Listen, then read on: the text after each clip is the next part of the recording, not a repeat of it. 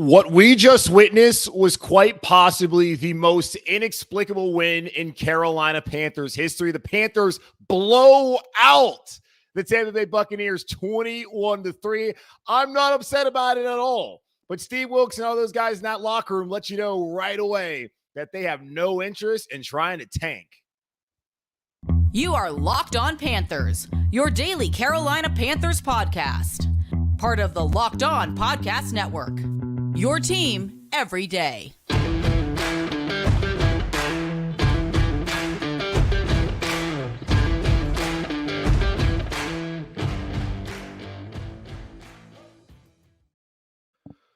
Welcome into another edition of the Locked On Panthers podcast, a part of the Locked On Podcast Network. I'm your host, as always, Julian Council, talking Carolina Panthers with you every Monday, Tuesday, Wednesday, Thursday, and Friday, and of course, here on Sundays following Carolina Panthers games, and especially games like today where they beat the Tampa Bay Buccaneers 21-3. Make sure to watch the show and subscribe to the show over on our Locked On Panthers YouTube channel, where hopefully every Sunday moving forward, I'll go live like I am right now. So if you ever missed a live broadcast, that's okay. You can always check out the podcast on your podcasting feeds, whether it be Apple Podcasts or Spotify, wherever you listen to this show and all your favorite podcasts, part of the Locked On Podcast Network. You can check us out there. Just be sure to rate, review, and subscribe. And follow me, Julian Council, on Twitter at Julian Council, where every single Friday I answer your weekly Friday mailbag questions here on the show, either at me or DM me on Twitter at Julian Council to participate in this week's edition of the weekly Friday mailbag. Today's episode of Locked On Panthers is brought to you by our friends over at Prize Picks. Prize Picks is daily fantasy made easy. Pick 2 to 5 players, and if they score more or less than their Prize Picks projection, you can win up to 10 times your money on your entry. First-time users can receive a 100% instant deposit match up to $100 with promo code Locked On. That's prizepicks.com, promo code Locked On. The Carolina Panthers 21, the Tampa Bay Buccaneers 3. Who could have seen that one coming? What we just witnessed is quite possibly the most inexplicable win in Carolina Panthers history. And I'm not saying inexplicable because I'm upset about the result. I am elated about the result. The Carolina Panthers won a football game. I had someone on Twitter ask me, like, how should I feel about this? You should feel happy. You know why? Because the Carolina Panthers rarely win games. Anytime they win, you should celebrate. Now, I'm not going to tell you how to feel. I know I just did. But if you don't want to be happy about it, by all means, don't be happy. But for me, I cannot believe they won this game against Tampa, where Tom Brady looked awful. And it's not like the Panthers got a ton of pressure on him either. He just was bad. The dude looked cooked. And the Panthers blew out the Bucs. They kicked their ass. What on earth did I just watch? Like, it's been a long day for your boy, y'all. Like I told you on Friday, I was headed up to Rhode Island for a wedding. I had a 6 a.m. flight out of Providence that I missed. I never was going to make that flight. I should have known when I booked it, there was no chance. But I had to get in town in time for the game. I went cheap. Didn't want to pay $200 for the later flight at 9:30, which eventually I did get on and got here just in time. And when I'm driving in, I'm wondering, what's the game day traffic going to be like? Well, there was no game day traffic coming down Wilkinson Boulevard, then getting on 277 and looking at the stadium. It was just weird. And when I looked over and saw people there, I honestly kind of felt sorry for them because I thought they were in for like a long afternoon. And by all means, it was a pretty boring game in the first half. The Panthers somehow had a 7-0 lead. PJ Walker throws an excellent ball to DJ Moore, who did a great job getting his feet down in the back of the end zone. And who knows? Panthers are up 7-0. They come out in the second half, 3 and out, 3 and out, 3 and out. Bucs can't capitalize. Then the Panthers once again go 3 and out, but this time they go 77 yards for a touchdown. They're up 14-0. And I'm just dumbfounded by what is happening. This team that just traded away their best offensive player rushed for 170 yards today against Tampa. Deontay Foreman looked like the dude who played for the Tennessee Titans last year. Chuba Hubbard still can't catch the football, but Chuba played well. This team, this offense has looked the best it has looked all season long, and they still weren't like a juggernaut today. But they can score 21 points. Their defense can have a chance. And the defense was excellent all day long, getting after Brady and playing against this Bucs team. And now the Bucs, they certainly didn't help themselves at all by their performance. Like, they were garbage. Like, Tampa Bay lost last week to Pittsburgh, which was then the biggest upset in the NFL season. Today, by the odds was the biggest upset because the Panthers were a 13-point home underdog, and they beat Tampa Bay by 18 points. Who saw this coming? Anyone? Did any of you? Because I'm looking at the chat. Did any of you see this game coming? Because I certainly did not. I had no faith. I honestly thought the Panthers are going to probably get blown out. I thought it was going to be the opposite, that this was going to be a get-right game for Tampa Bay. Instead, is it a get-right game for the Carolina Panthers? Now, no, I'm not going to go that far. I'm not going to say that. But it does feel pretty good, though, to be 2-5 overall and 2-0 in the division. And when you look at the divisional standings, and we'll get into it later on here on the show, the Panthers are one game out of first place. And they currently have the tiebreaker over Tampa, a team who they have not come close to beating the past 2 seasons when Matt Rhule was head coach. And then today, it took him behind the woodshed. I mean, what?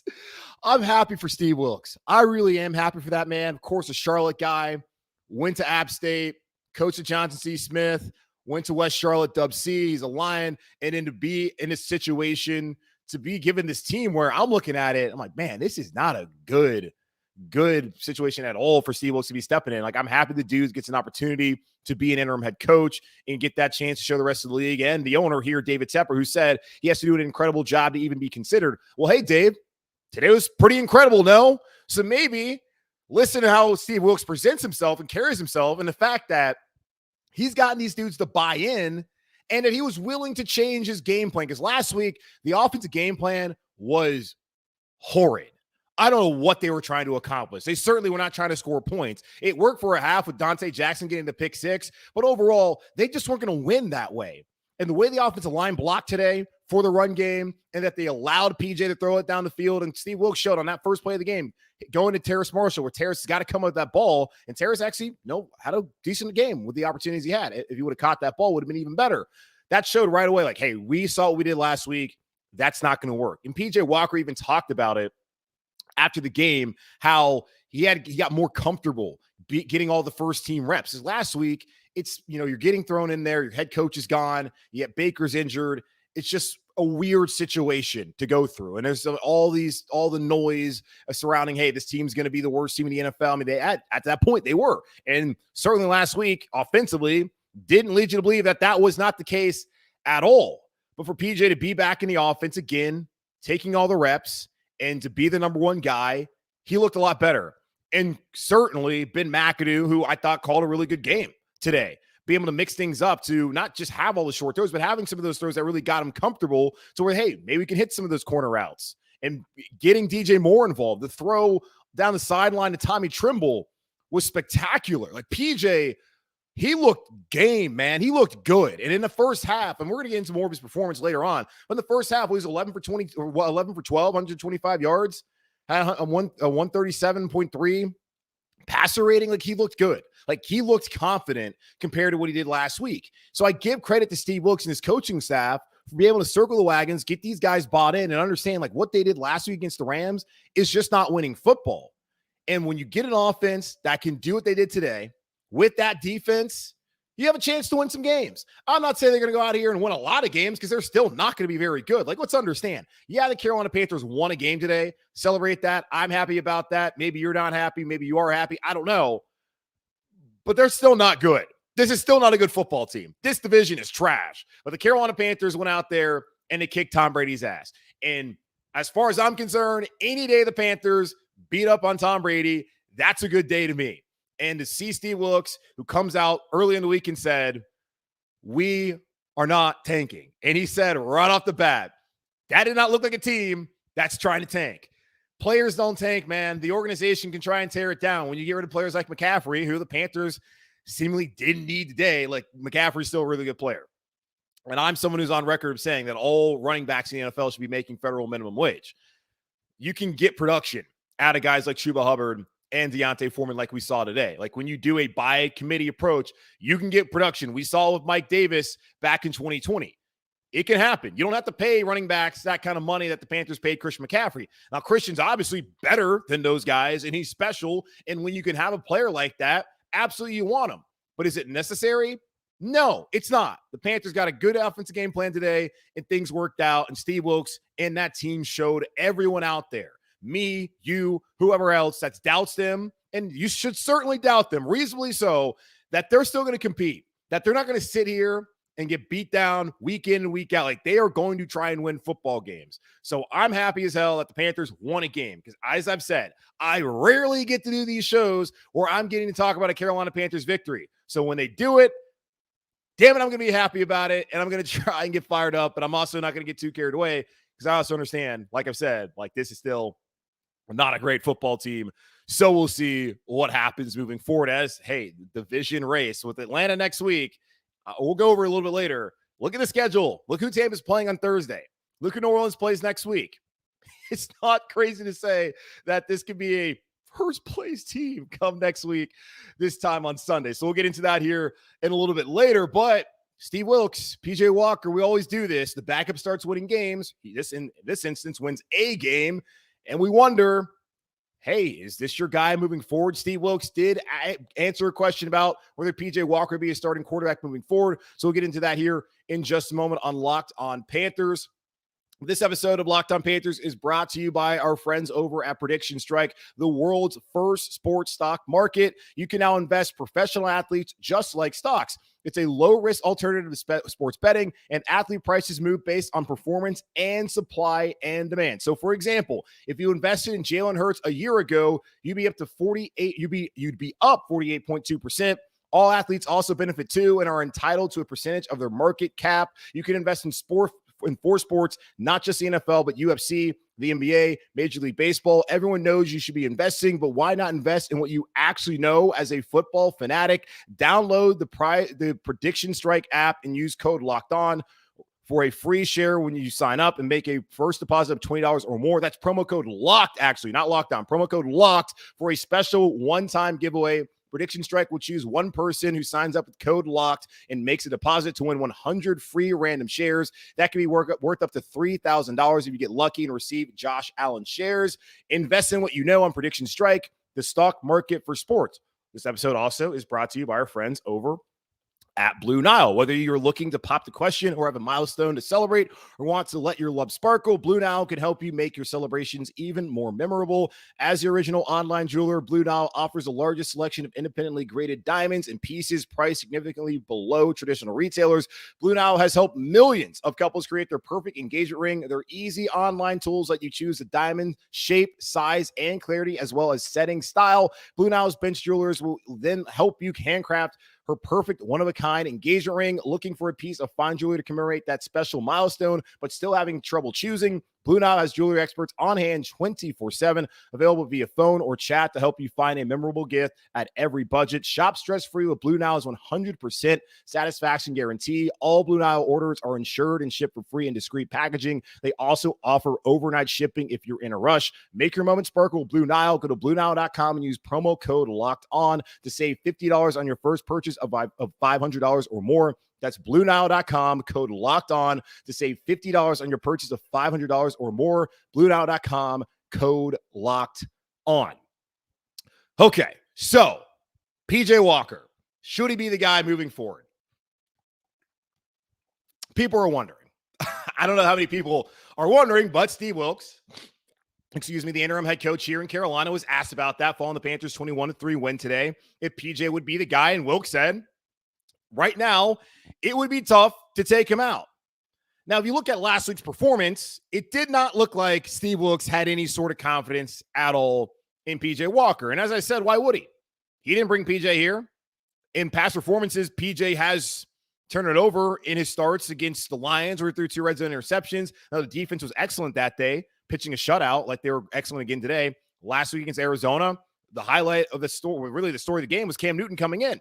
And that really showed how much confidence Matt Rule had in PJ Walker, that PJ, who was set to start, didn't even get a chance to start without the guy who's coming in to replace him being on the roster, and that being Cam Newton. So if Matt Rule didn't trust in PJ Walker to the point where he brought in Baker Mayfield this offseason and Matt Corral, and he was the fourth and obviously the odd man out heading into training camp, why on earth would Steve Wilks trust in PJ Walker? But as I mentioned earlier, Steve Wilks understood that the offensive game plan that he and Ben McAdoo had last week just was not going to work. And he thought they're going to be more aggressive. I still don't look at Steve Wilks as being a very aggressive head coach, considering the time where they had twice an opportunity to kick a 54-yard field goal. Now, early on in the game, I was confused by that, considering Eddie Pinheiro has already done that this season. Now, maybe, I don't know, didn't really seem like it was a very windy day here in Charlotte. Maybe there's some factors that led into it. He talked to Chris Tabor, the special teams coach, and asked him, hey, what do you think about this? They weren't confident about it. They certainly don't strike me as being a very aggressive offensive team, especially a very aggressive head coach in Steve Wilks. All that being said, though, they put way more on PJ Walker's plate today than they did a week ago, and it was necessary if they wanted to win this game. And they saw last week, we can't win this way. Our defense is going to get tired, and still, they went 3 and out plenty of times today. And there was plenty of Johnny Hekker putts that we saw today.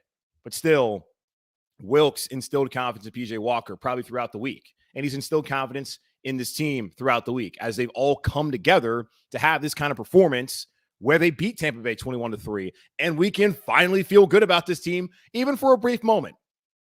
In totality, no, they're still not good. But for a brief moment, we can look at the Carolina Panthers and actually be proud of them going out there and beating a division foe. Because even if you want the team to tank and the guys aren't tanking, as long as they beat division teams, I think everyone's going to be happy about that. Like, you lose to the Rams or you beat the Rams, like, okay, cool. But it's always going to feel a lot more special when they beat the Saints, when they beat the Buccaneers, and then hopefully next week, if they can go down to Atlanta and beat the Falcons. Now, the question is, will PJ be the starter? Like Steve Wilks, again, said it would be tough to take him out. And considering the situation, because a lot of NFL towns, we've already seen this. I mean, we've done it here in Charlotte when Kyle Allen was coming in and McCaffrey was playing his ass off and the defense was doing a great job. People were giving Kyle Allen all the credit, even though Kyle Allen turned out to be a bum. Shocker. Who could have seen that one coming? But then you look in Dallas, Cooper Rush. Oh my God, Cooper Rush. He's the guy. Then you saw last Sunday night, bum. Dak Prescott comes in today. Dallas wins. They're fine. We love to do this. We anoint the backup quarterback as the dude. Now, in those situations, of course, a lot different with Kyle Allen and Cam Newton here a couple years ago because Cam never came back. So it had to be Allen's job, but also the thought he was ever going to be the franchise. I thought was crazy. But with Dak and Cooper Rush, like clearly, like Dak is getting all this money. The Cowboys are not going to hand this team over to this dude. And here in Carolina, though, it's different because it's not like there's an answer on the roster. Like Matt Corral would be the guy I think everyone would want to see right now if he was healthy. Well, he's not healthy, so he's out for the season. So we don't have that alternative here in Carolina. Baker Mayfield is going to cost his team. Well, they already got the 5th-round pick by trading Christian McCaffrey to San Francisco, but he can become a 4th-round pick that the Browns get if he plays 70% of the snaps. There really is no incentive for the Carolina Panthers to play Baker Mayfield the rest of the season, especially when you look at how bad he was in those first 5 games of this season. I see no reason for Baker Mayfield to play another game. Now, that there's already reports out that Baker and Sam should both be back and ready at practice and possibly could play next week in Atlanta if called on. I'm just looking at it, though, like we know what Baker is at this point in time. He's not going to help the team. No reason to play him. Sam Darnold, we know what he is. My thought last week was that Steve Wilks clearly didn't trust PJ Walker, so whenever Sam or Baker is healthy, that would be the guy. And for me, I would be leaning to Sam, just because of the fact that I didn't want to give up more of the pick than you already have given up, like with the compensation going from a 5th round to 4th round, or the condition going from 5th to 4th if Baker plays 70% of the snaps. After the day, I'm wondering really what's going through Steve Wilks' mind. I'm sure he'll be asked about it again tomorrow after he's able to look at the tape and he's in the media meets with him again, and he'll give more into like his insight of what they should do moving forward. I don't really know, man, what they should do other than not play Baker. Sam, how healthy is he? Baker Mayfield probably thought he could have played today. But Steve Wilks talked about, hey, like I want a guy who's 100% healthy. Baker Mayfield is not that. I'm not really interested in that. I also don't think he's very interested in playing Baker at all. So we'll see moving forward, like whether it will be PJ Walker. I'm totally fine with seeing PJ for another week. Just knowing that Sam's no good. Baker, he's no good. Why not? Like the Panthers are 3-1 with PJ Walker. I think it was Michael David Smith of Pro Football Talk who tweeted this out that over the last 48 games, the Panthers are now 3-1 and PJ Walker is their starting quarterback and 9-35 of all other starting quarterbacks. Now, QB wins, not a stat. It is interesting though, because this team really seems to rally around PJ when he plays, especially the defensive unit, because they shut out the Lions back in 2020. Last year, how they played against Arizona. I mean, last week played really well in the first half. Now the Panthers, when you look at DVOA, and this was put out there by Aaron Schatz of Football Outsiders, They're fourth in total defense in the first half when it comes to DVOA. And then they're dead last in the second half because typically the offense doesn't move the football. These guys get tired. And then, the Panthers lose. That didn't happen today. The defense was excellent. They were excellent in the first half last week. They have stood up whenever PJ's played. And PJ was talking about the conversation that he's had for Shaq Thompson, and how for him personally, he wasn't necessarily like happy for himself that the Panthers won this game, but he's happy for the guys in that locker room like Shaq who've been around, who remember what it's like to win, but also have seen a lot of losing. So maybe these guys really are galvanized by PJ Walker being the quarterback. I don't know. I have no idea, but I'm happy for PJ the way he played, happy for Steve Wilks, and would like to see what's going to happen moving forward. It's a tough call. I would like to see Sam maybe just to see like what he could be, because I'm seeing someone bring it up like, hey, it would be interesting to see what Sam looks like behind a new improved offensive line. That's a good point that Matthew brings up here in the chat. We just know Sam's not the answer. Like PJ's not the answer either. But hey, if it's working and it's not like you have a defined guy there, I don't know. Why not?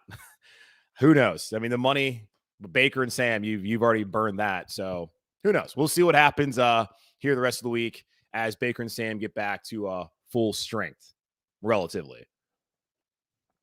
Okay, so let's talk NFC South. Let's get ahead of ourselves here for a moment. The Panthers, possibly, if they win next week, could be in first place. That's how bad this division is. We'll talk about that here in just a moment on Locked On Panthers.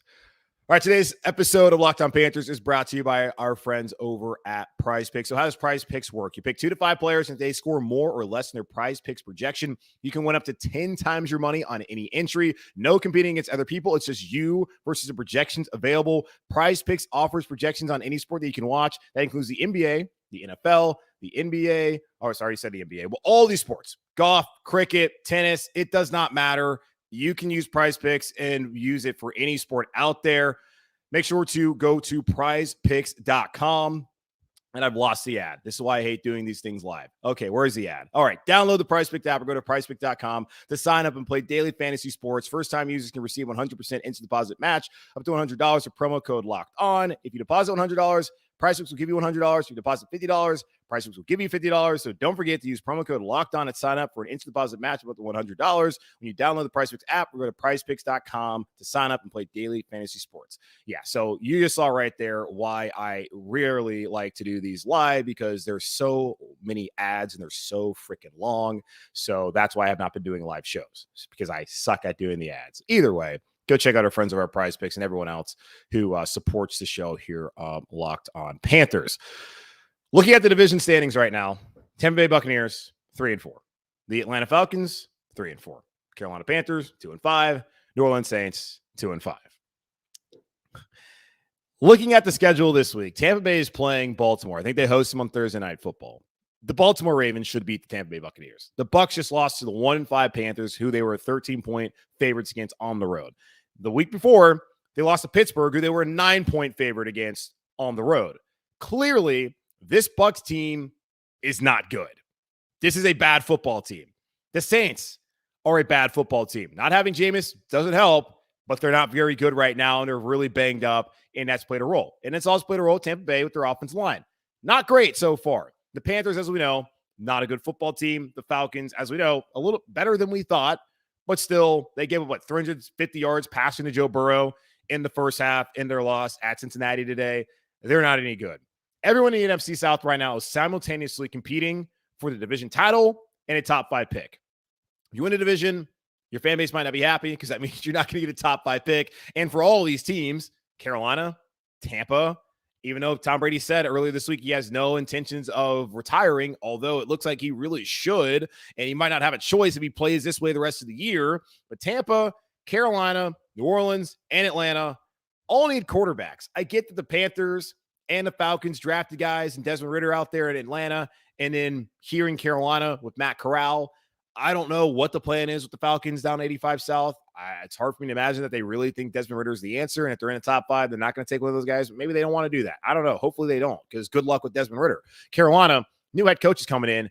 I don't see that guy saying, yeah, let me hitch my wagon to Matt Corral. Don't see that happening, especially if you're in your top 5. But everyone in this division right now is pretty bad. And we remember 2014 where the Panthers lost, 6 or 7 games in a row or something like that. And then they turn it around, win a division at 7-8-1. That's what we're looking at this year.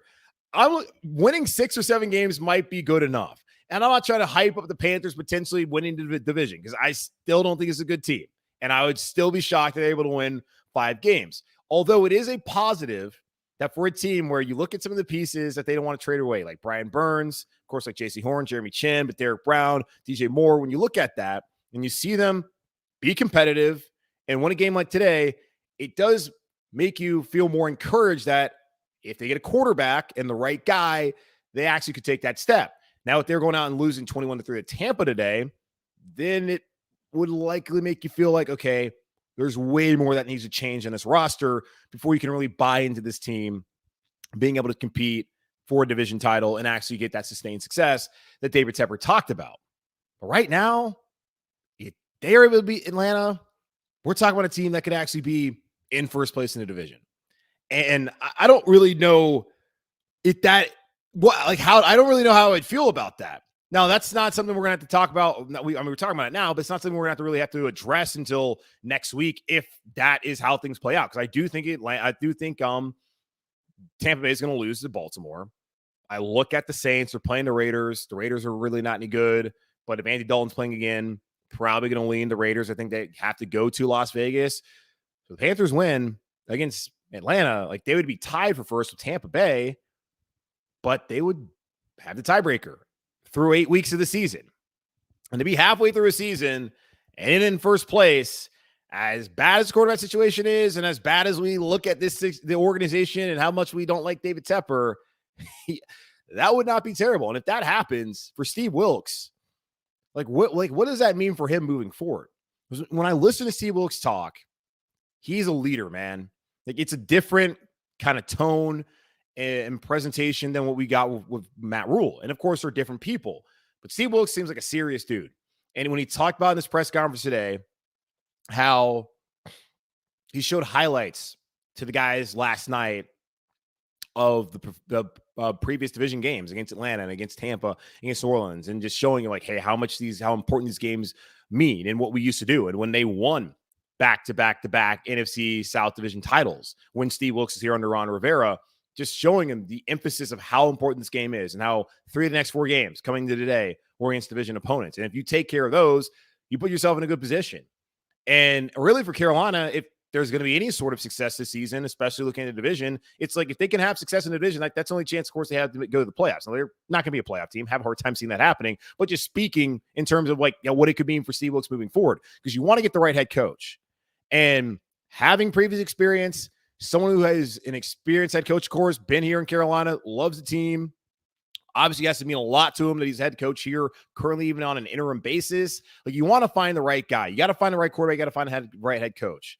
And I don't know how much confidence I have in David Tepper finding the right head coach out on the market after what we've seen with Matt Rule, with Miguel Angel Ramirez with Charlotte FC.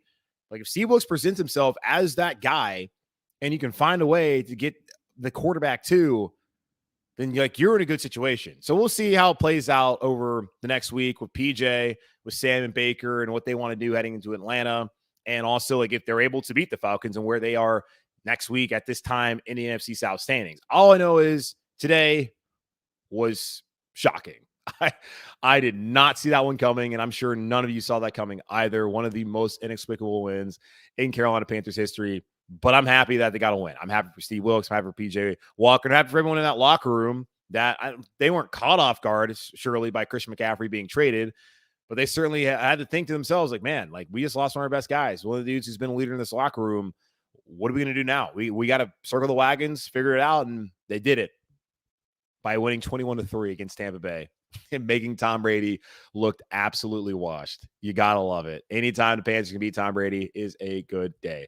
All right, that's going to wrap up this edition of the Locked On Panthers podcast, a part of the Locked On Podcast Network. As always, I'm your host, Julian Council, talking Carolina Panthers with you every Monday, Tuesday, Wednesday, Thursday, and Friday. And then on Sundays, going to probably keep trying to go live. Hopefully the ad reads aren't as long next time, as I can't breathe while I'm trying to do it back to back. Either way, Make sure to check out the show over on our Locked On Panthers YouTube channel. Subscribe there. Also, check us out wherever you listen to your favorite podcast. Rate, review, and subscribe as well. And follow me, Julian Council, on Twitter at Julian Council, where every single Friday I answer your weekly Friday mailbag questions here on the show. Either at me or DM me on Twitter at Julian Council to participate in this week's edition of the weekly Friday mailbag. In the meantime, be happy, be whole. As always, keep pounding, and I'll talk to y'all Monday or Tuesday, rather, as we continue to break down all of what happened today and find out whether PJ Walker will be the guy moving forward. So until then, take care.